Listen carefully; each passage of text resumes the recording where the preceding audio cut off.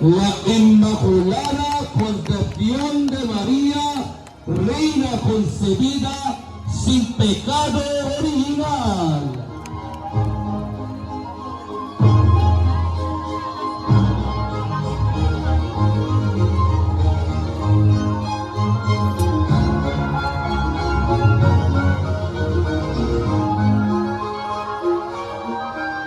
Noong 1874 ay tiniyak at ipinag-utos ni Papa Pio IX ang pagsampalataya sa katotohanan ng kalinis-linisang paglilihi kay Maria.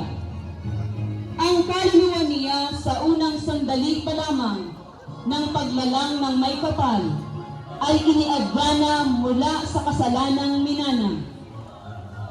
Ang matamis na taguring ito ang siyang kauna-unahang biyayang tinanggap ng mahal na birhen mula sa Diyos. Noong 1904, itinalaga ng Santo Papa ang Inmaculada Concepción bilang pangunahing patrona ng ating bayang Pilipinas. Ang imahen ay nasa pangangalaga ni Ginoong Juntaytay at ng kanyang pamilya. La Inmaculada Concepción de María,